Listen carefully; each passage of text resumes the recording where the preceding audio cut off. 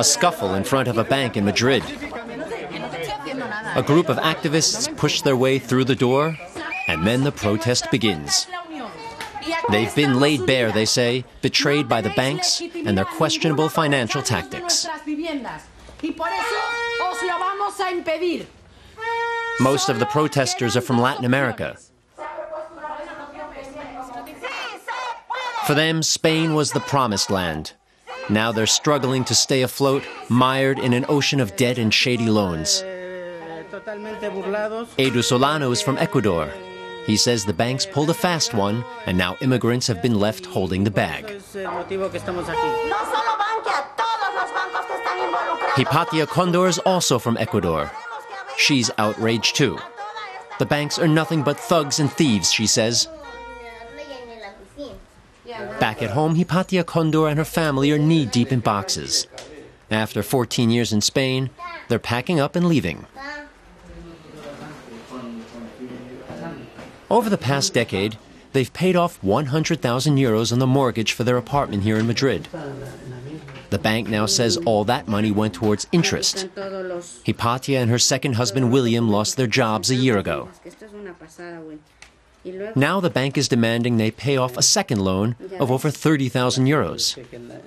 A loan they didn't even know existed. At the notary office back then, they told us to hurry up and sign.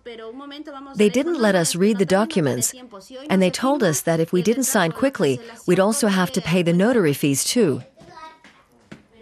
We always thought corruption happened only in Latin America, that it didn't happen here in Europe. We never thought that we would be cheated and lied to here in Spain, which is such a developed country.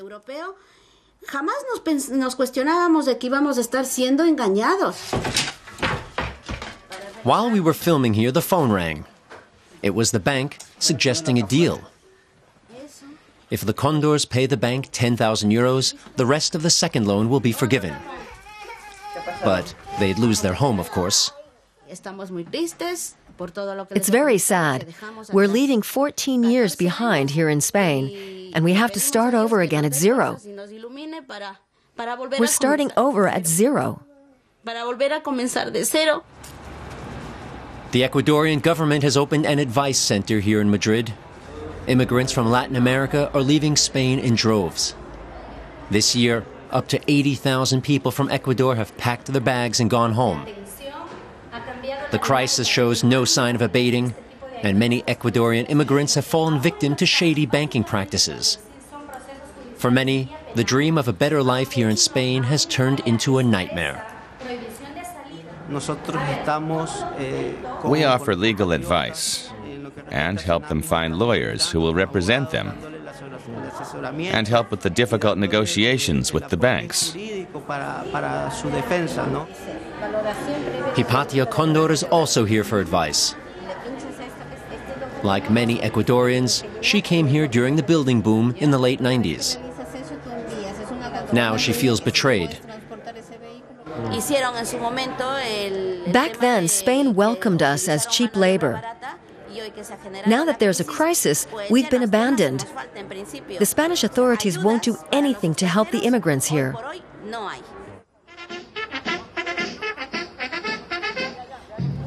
The local Ecuadorian soccer league has gathered for a festive kickoff. During soccer season, more than 50 teams compete each weekend.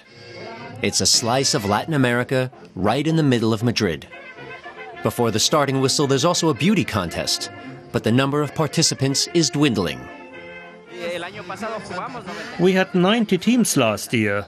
This year there aren't nearly as many. The crisis is everywhere, and immigrants have been especially hard hit. The families have gathered in the park next door. During the boom years, Spain was home to more than 500,000 Ecuadorian immigrants. Edu Solano, who we met at the bank, is also here. He's collecting signatures to protest the bank's plan to foreclose on his mortgage. He has also fallen victim to the crisis. We're almost completely helpless. No jobs, huge debts, here in a foreign country. Many of us are going home, and we're worse off than when we arrived here.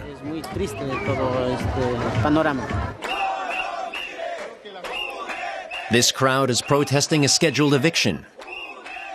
Evictions are now commonplace in cities across Spain. When they attract this much public attention, though, they're usually called off at the last minute. Edu Solano has already received several eviction notices.